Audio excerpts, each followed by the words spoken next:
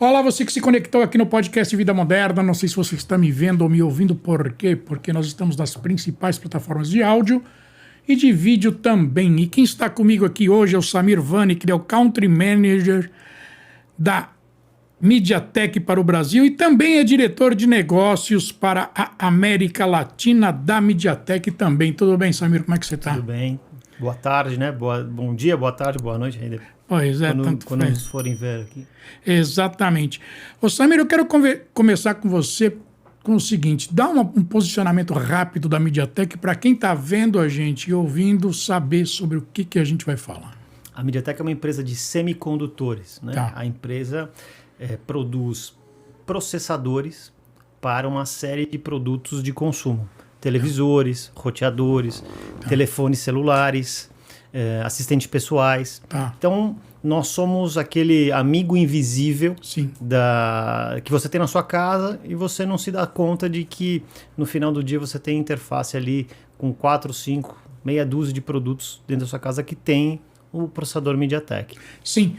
E é sobre tudo isso que a gente vai conversar aqui nesse podcast, né? Mas eu quero começar com você com o seguinte, quando você assumiu a América Latina, ela teve um crescimento de faturamento que não tinha há algum tempo, né? A que você atribui isso? Quer dizer, você estava só no Brasil, você foi para a América Latina e aí cresceu a América Latina como um todo. Ao que você acredita isso? Eu gostaria até de começar falando de 25 anos atrás. Tá. Agora, em 2022, a empresa completa 25 anos de vida. Sim. É uma empresa que nasceu trazendo soluções, né, trazendo processadores para a área de televisores, para a área de discos óticos, que é uma coisa que a gente ainda vende, a MediaTek ainda vende isso, mas se consome muito pouco no mercado, virou um mercado de nicho. Algo como 10 anos depois, a MediaTek ela entra no mercado de smartphones. Hoje é um dos mercados principais, dado o seu volume, né, a sua força. Então é um dos principais faturamentos da empresa hoje. E eu estou na MediaTek faz algo como 7 anos. E eu acho que eu tive a sorte de estar num bom momento. A empresa vem investindo muito em tecnologia. A empresa vem trazendo soluções muito interessantes para o mercado. Nós temos um posicionamento que me agrada muito, que é essa ideia, esse conceito de democratizar o acesso à tecnologia. Sim. Então, assim, é muito comum você ver coisas novas, muito caras no segmento de tecnologia e tal. O pensamento da MediaTek sempre foi bacana, é sempre muito caro desenvolver tecnologia, mas como é que a gente faz para ter uma excelente tecnologia para um número maior de pessoas? Como é que a MediaTek consegue ajudar o mundo? Porque toda vez que a gente fala no mundo e em consumo de tecnologia, é muito comum você falar de alguns países ricos, de um segmento da população também rico. Então, a tecnologia acaba ficando muito presa a essas pessoas nesses países. Sim. O nosso conceito foi de expandir. Então, eu acho que ao longo de 25 anos é o que a empresa tem feito, ao longo da última década, vamos dizer assim, é também um pouco do que a empresa vem se apoiando. E aí a empresa criou alguns pilares muito importantes. O pilar da conectividade é um pilar que é muito importante para a empresa, onde a gente investe muito mesmo. Inteligência artificial, a área de multimídia. Então, são 3 pilares que, independente do seu consumo em casa, vai ser ali na TV, vai ser no roteador, vai ser no assistente pessoal, vai ser no smartphone, essas 3 tecnologias elas vão estar presentes de uma forma ou outra. E aí a empresa vem se diferenciando e tratando de estar num número cada vez maior de devices, de equipamentos, de dispositivos finais. Agora, então falar da crise dos microprocessadores, não pegou vocês?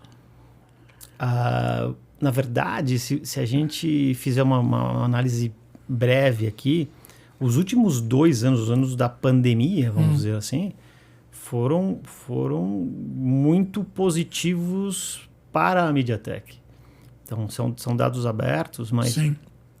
A gente pode até depois passar os números mais detalhados, Tá. mas grosseiramente o nosso faturamento vai duplicar.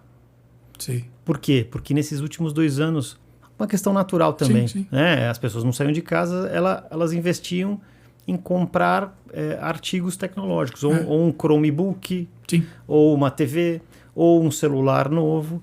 E essa explosão da demanda fez a empresa crescer muito. Obviamente, né? Como dizia a minha avó, né? Depois do tempo tranquilo vem uma tempestade no mar. Tem jeito. E aí o que nós esperamos para esse ano de 23, assim como já sentimos em 22, é que as pessoas recuem um pouco no consumo de eletroeletrônicos, o que afeta, obviamente, o nosso volume de produção. Claro. Mas em contrapartida, teve uma explosão, como você falou, Exato, nos 2 últimos anos. Né? E por isso que a crise dos semicondutores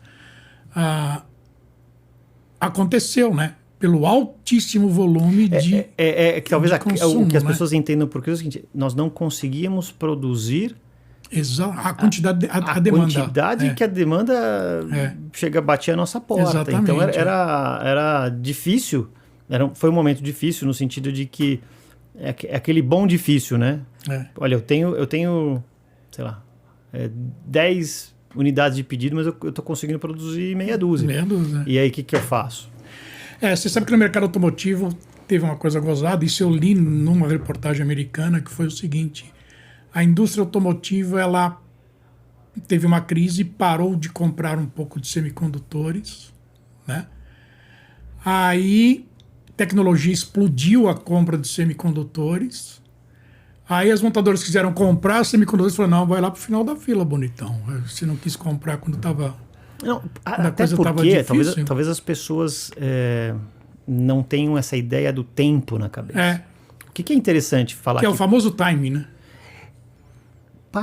Para um processador ser feito, né, o processo de produção de um chip que está lá no seu celular, ele pode demorar 16 semanas. Pois é. Vamos lembrar aqui que o ano tem 52. Sim. Então, eu tenho que me preparar, eu tenho que entender qual a sua demanda, eu tenho que colocar vamos dizer assim, o pedido lá na fábrica. Eles vão produzir em 16, 18 semanas, dependendo do tamanho do chip, da complexidade desse chip. Então, a gente está falando muitas vezes em meio ano. Tá 30% do ano. É o que a gente sempre brinca, né? Fala assim, eu piloto um transatlântico. Sim. Não adianta você me falar, eu não vou comprar hoje, e amanhã você falar, não, vou comprar o dobro. Exatamente. Eu não consigo fazer essa mudança tão rápida. Não. Então, se eu desacelerei, depois vai demorar muito tempo para acelerar. E se eu cortei tua produção, alguém já ocupou. Pois é. Aí foi o que você falou. Aí você vai pro final da fila. Só que o teu final da fila significa que você vai comprar um chip meu daqui a 6 meses. Aí você fala, mas vai demorar mais. Você cancelou. Agora já entreguei. Exatamente. Então, esse aqui é o problema. E muito disso foi o que aconteceu nos últimos 2 anos e meio. Sim. Logo no princípio da não foi pandemia, birra, né? Não foi, você não comprou. Não existe isso. Operação comercial, né? Claro. Eu quero ganhar dinheiro.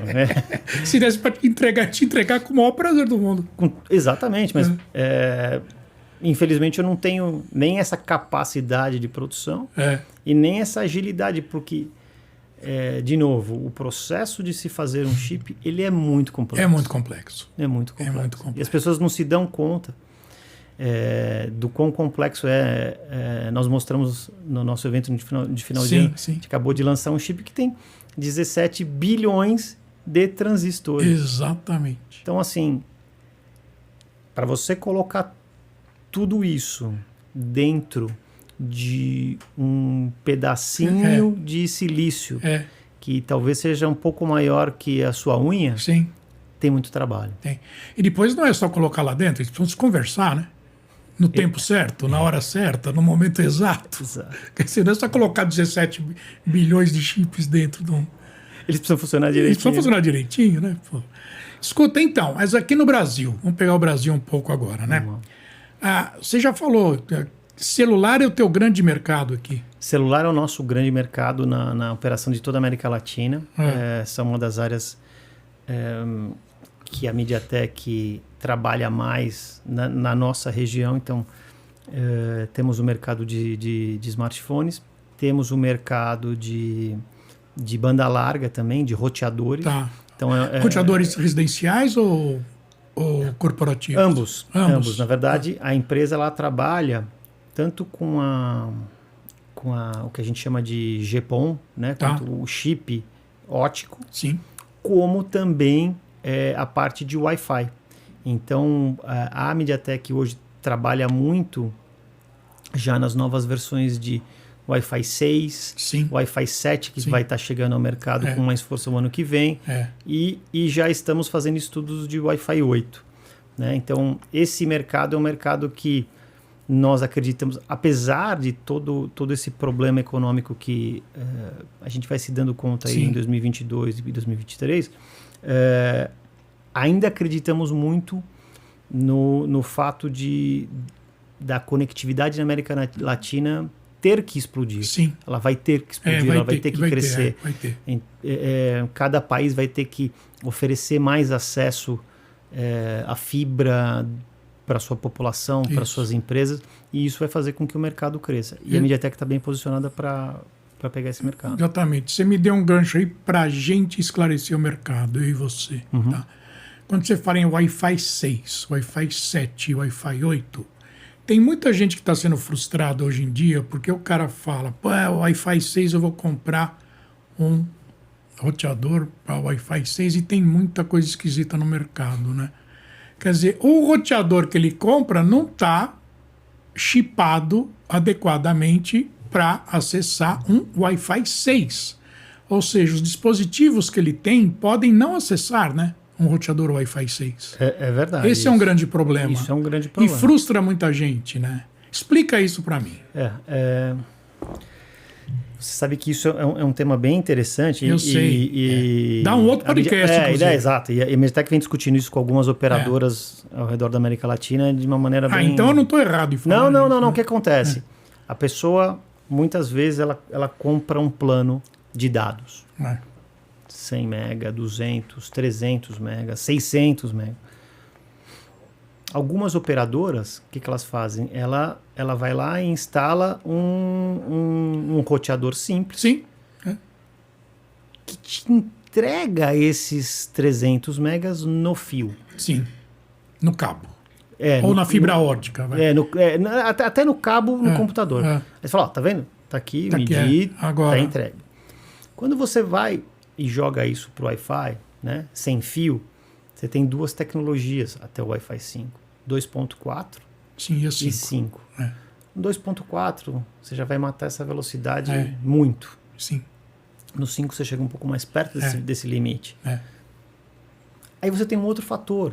O meu telefone, que 99% das pessoas usam para se conectar dentro de casa, é um telefone muito de entrada, um telefone mais antigo, Sim. que também é Wi-Fi 5. Sim. Então, ele não tem essa experiência. O que nós estamos observando hoje é que o Wi-Fi 6 ele já está presente num número cada vez maior de devices, smartphones especificamente. Sim. Você já tem assistentes pessoais chegando com Wi-Fi 6, você já tem televisores com Wi-Fi 6. Isso vai ajudar muito essa experiência a ser melhorada.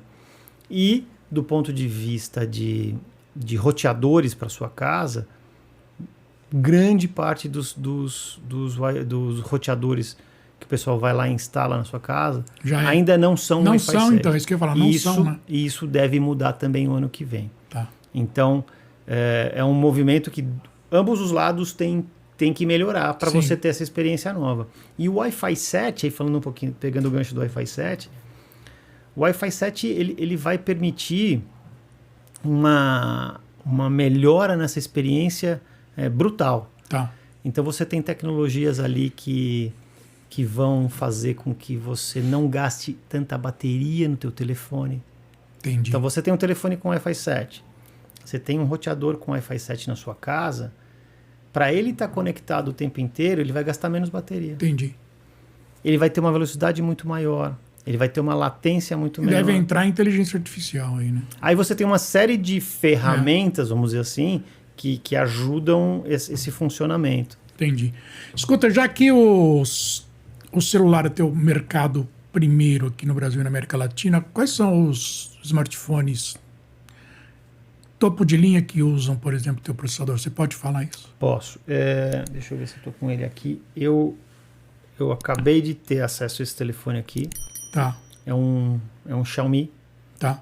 Lançamos ele agora no Peru, na Colômbia, no Chile, no México, em novembro. Tá. Ele traz um... Aqui não tem ainda.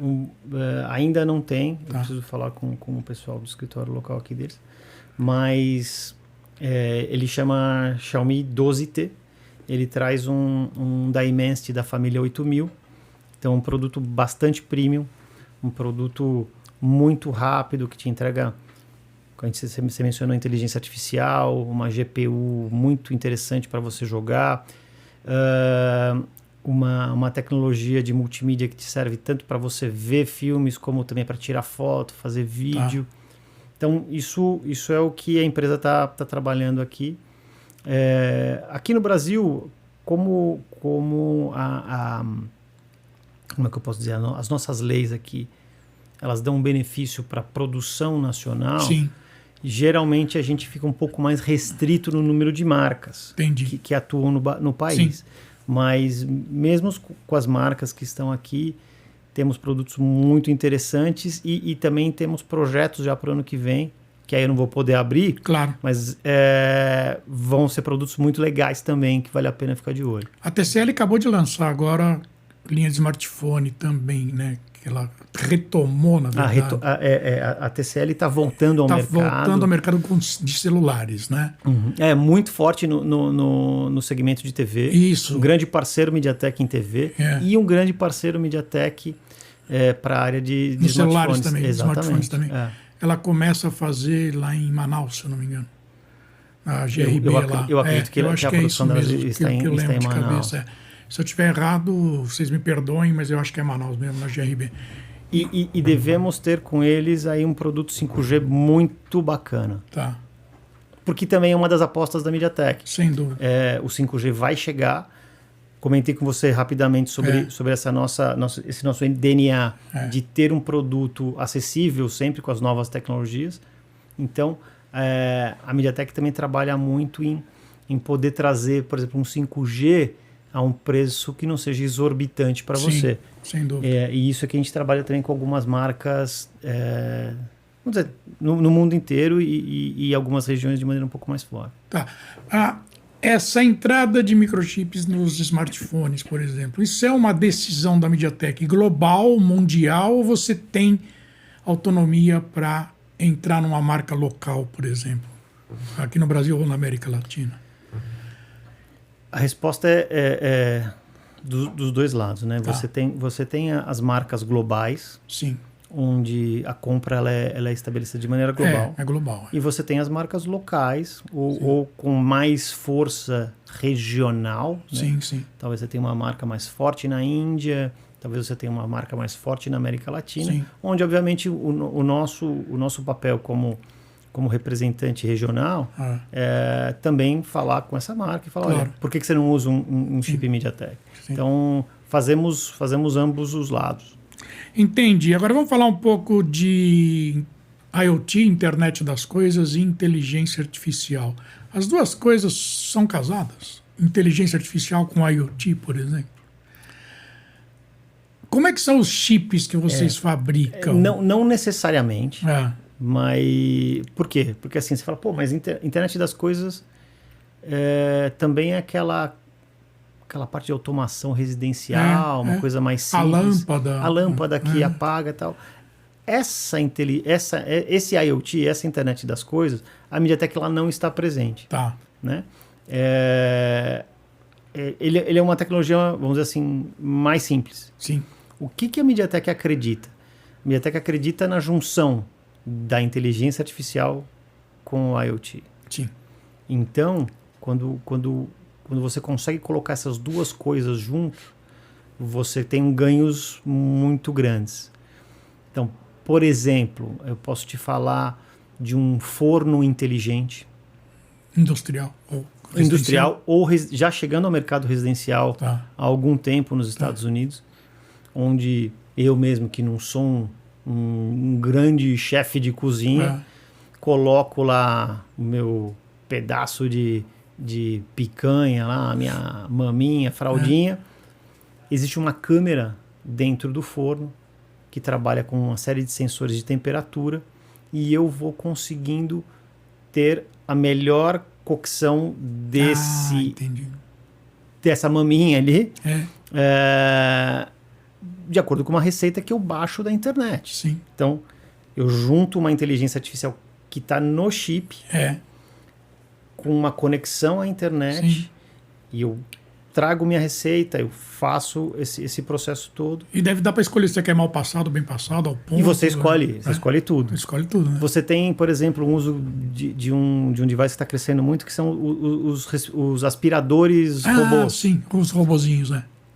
Então, essa peça é um negócio bem interessante, porque assim, você tem ali uma inteligência, porque ela está andando na sua casa. Isso começou de uma maneira bem rudimentar. Você tinha um botão na frente, ele ia, batia na parede e voltava. Sim. Então ele ia de maneira meio errática, cobrindo toda a sua casa.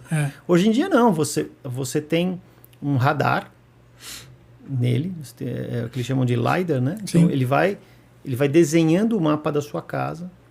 Você tem uma câmera para ele evitar objetos, então você pode deixar aquele teu cabo de celular ali, de carregar o celular jogado no chão, que a gente faz muitas vezes. Sim. E você não tem um problema dele se enrolar todo no aspirador. Entendi. Então o aspirador já evita.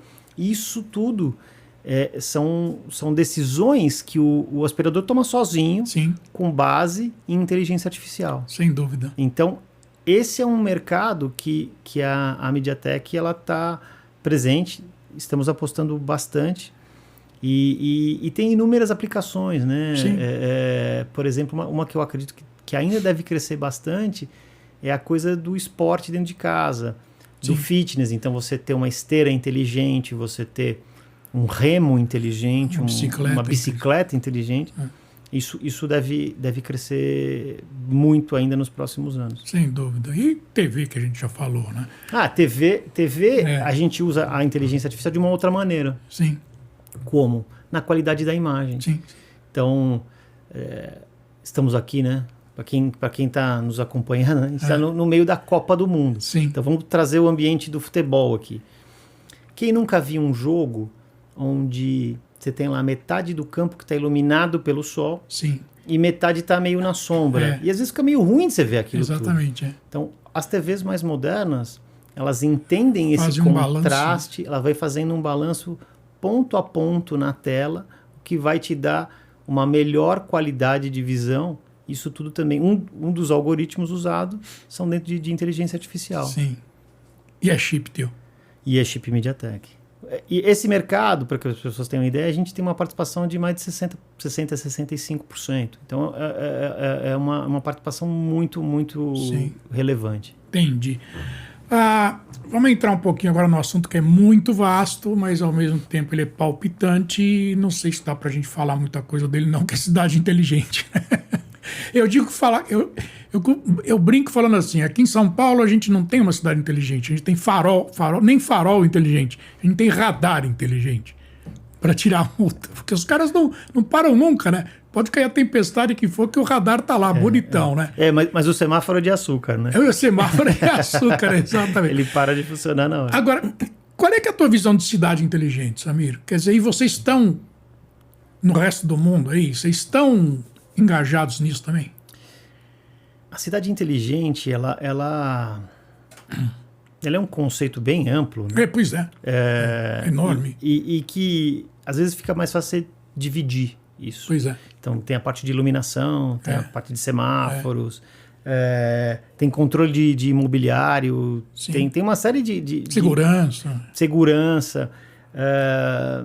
Tem uma série de coisas. Sim. Mas tentando te responder de uma maneira única, a resposta é sim, a MediaTek ela observa muito isso.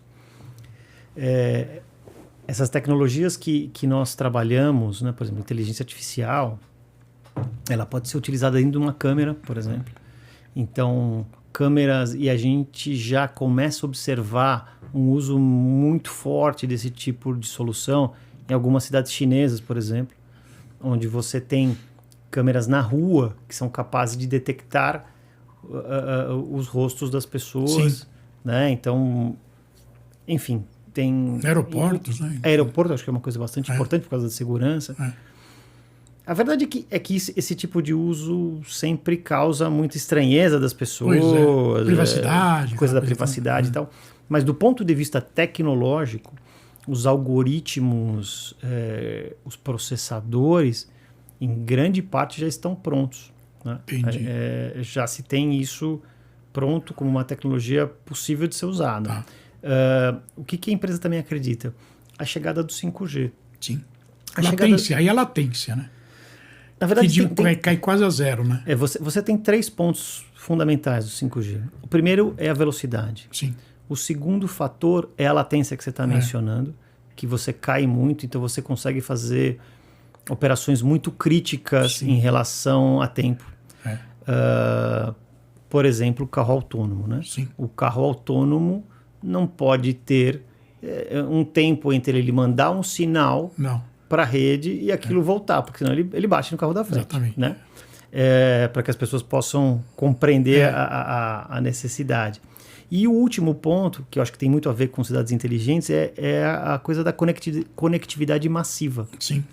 Então, uma rede 5G, ela já foi pensada, ela já foi desenvolvida para que ela tenha dentro dela a capacidade de ter milhares e milhares de devices ou coisas conectadas ao mesmo tempo. Sim. Né? Obviamente que isso é um crescimento. Na 3G você tinha um tanto de equipamentos, na 4G você melhorou e na 5G você dá um salto muito grande. Claro. Isso já vai ajudar muito com que você tenha maior número de câmeras, radares, iluminação pública, controle de imobiliário. Quem estava falando sobre, por exemplo, em alguns países a gente começa a ver controle de lata de lixo. Sim. Que são coisas que parecem meio banais, mas quando você gerencia uma cidade pode ser bastante complexo. Controle de vagas de estacionamento. Né? Por exemplo, você tem países que usam muito o tal do parquímetro. E no Brasil a gente não usa tanto. Não. Mas você já consegue ter isso tudo conectado ao mesmo tempo e você consegue fazer com que você tenha uma nuvem que vá controlar todos esses devices atrás de uma rede 5G. Então, o 5G ele deve trazer um benefício muito grande às cidades inteligentes também a médio prazo. Você falou em parquímetro. Aqui em São Paulo, pelo menos, a gente tem um parquímetro virtual, que é a Zona Azul virtual, né? Que não deixa de ser um parquímetro, não é? Mas me corrija se eu estiver enganado. O nosso parquímetro, ele exige que um carro com câmeras passe, vai cobrindo uma área. Né? Isso. Quando eu falo desses parquímetros, hoje você tem o quê? Você tem um sensor no chão, ele lê o seu carro e ele já transmite direto para um centro de inteligência qualquer. Sim. Então, vamos dizer o seguinte, você comprou 2 horas. Passou, sei lá, 2h15, ele já... Você não precisa nem um carro passando ali. É muito mais inteligente. Você fala, olha, o carro do Guido comprou 2 horas. Tá 2h15. E tá 2h15. Vamos dar uma multinha para ele? Certo. Ou vamos avisar pelo menos. Avisar no celular dele que passou 15 minutos, que se demora mais 15 eu vou ter que aplicar uma multa. Então, são aplicações bem diferentes aí. E para segurança, ainda mais, com câmera 5G, isso tudo deve ter um ganho muito legal. Deixa eu só dar uma explicação aqui sobre a diferença do 4G para o 5G na questão da operação dos celulares, né? O que acontece? Gabriel, joga a câmera 2 para mim, para pegar a mesa aqui.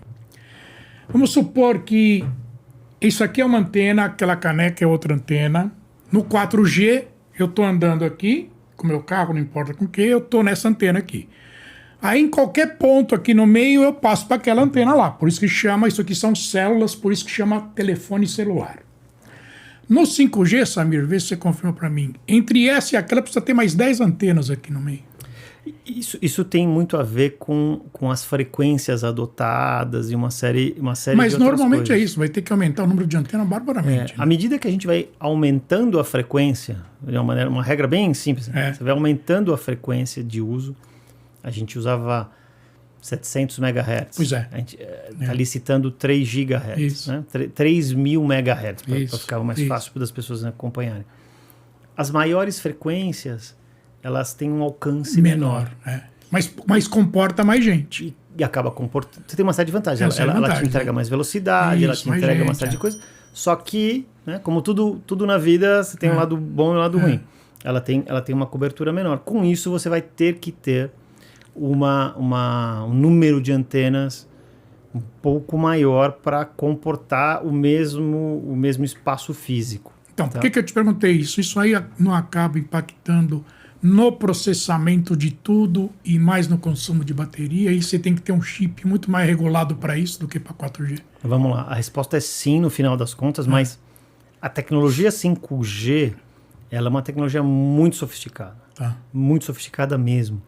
E ela exige um grande número de dados processados por segundo. Sim. Com isso, você precisa de ter um bom chip. Sim.